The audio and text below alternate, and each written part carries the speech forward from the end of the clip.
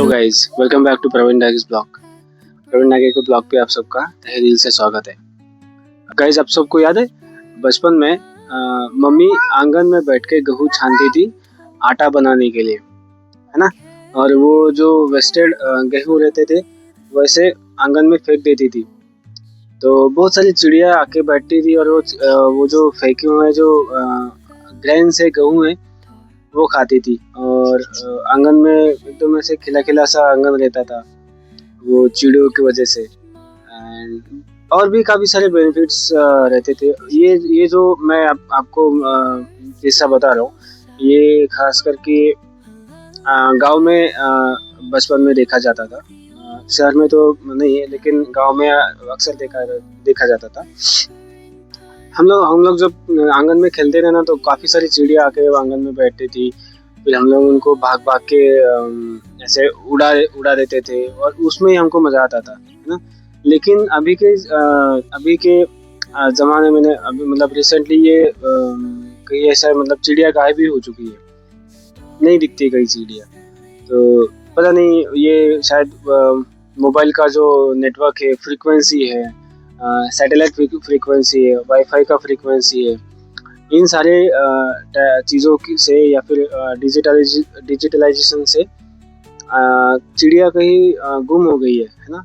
तो क्योंकि मतलब चिड़ियों का है ना गांव में या फिर अपने एनवायरनमेंट में बहुत बड़ा रोल रहा है हमेशा से। क्योंकि जब एक चिड़िया जब एक फल खाती थी, फ्रूट्स खाती थी, तो उसके जो ग्रेन्स रहते हैं वो कहीं और जाके उड़ के जाके फेंकती थी और उसका ना एक पेड़ बनता था, है ना। तो ये एनवायरनमेंट को उसका हेल्प होता था एक नया एरिया, फॉरेस्ट एरिया बनाने के लिए, या फिर है ना समझ लो कि नया पेड़ उगाने के लिए एक एनवायरनमेंट को हेल्प हो जाती थी। चिड़ियों का ना ह्यूमंस के ऊपर भी बहुत सारा बेनिफिट्स रहा है, जैसे कि स्ट्रेस, एंजाइटी, डिप्रेशन, ये जो सारे चीज़ों से भी ह्यूमंस जो है वो दूर रहते थे। मतलब उनका स्ट्रेस, एंजाइटी, डिप्रेशन चिड़ियों की वजह से दूर होता था।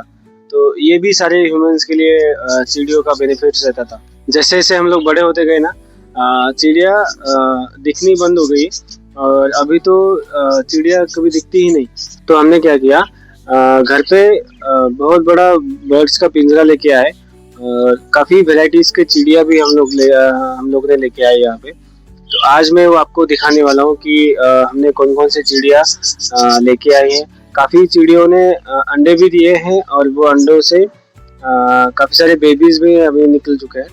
तो मैं आपको आज सारा दिखाने वाला हूँ कि हमने कौन कौन सी चिड़िया घर पे लाई है और कौन कौन से वैरायटी के बर्ड्स हमने लेके आए हैं। ठीक है, तो चलो गाइस, एक एक करके हम लोग देखते हैं। चलो। तो गाइज़, ये जो आपको कपल दिख रहा है, इनका नाम है जावा पिंच और इनके 2 अंडे भी दिए हैं इन्होंने। और एक बार अंडा देने के बाद 15 दिन में इनका बेबी बाहर आ जाता है। गाइज़, ये जो दिख रहे हैं, ये जो कपल है, इनको बंगाली पिंच बोलते हैं और इनको सोसाइटी पिंच ऐसा भी कोई लोग बोलते हैं और कोई लोग बंगाली पिंचेस भी बोलते हैं। बहुत ही प्यारा कपल है और ये ज़्यादा दिखते नहीं हैं कहीं पे, मतलब ये ज़्यादा मिलते नहीं हैं। तो गाइज़, ये अलग अलग टाइप के लव बर्ड्स है।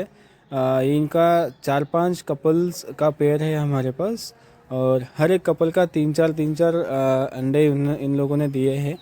और कुछ के तो बेबीज़ भी निकल गए हैं, कुछ के बाकी है। और इनका जो ब्रीडिंग है ये मटके में हो जाता है, जो आपको पीछे मटके दिख रहे हैं। और ये हमारे साले साहब यहाँ इनको खाना दे रहे हैं। खाने में इनको बहुत क्वांटिटी में बाजरा देना पड़ता है, उसके बाद सनफ्लावर भी देना पड़ता है, कैल्शियम भी रखना पड़ता है इनको। तो गाइस, पंछियों के बारे में, बर्ड्स के बारे में आपका क्या ख्याल है, आपका क्या कहना है, नीचे दिए गए कमेंट बॉक्स में आप ज़रूर बताइएगा, ताकि हम लोगों के जीवन में कुछ वैल्यू ऐड कर पाएँ। और इनमें से आपका फेवरेट बर्ड कौन सा है, आप नीचे दिए गए कमेंट बॉक्स में ये भी बताइएगा। और मेरे वीडियोस में स्कोप ऑफ इम्प्रूवमेंट्स क्या है आप ये भी बताइएगा, ताकि हम वीडियोस में और ज़्यादा इम्प्रूवमेंट्स लाएँ और आपके जीवन में कुछ वैल्यू ऐड कर पाएँ। तो thank you so much for watching this video guys. मिलते हैं अगले वीडियो में।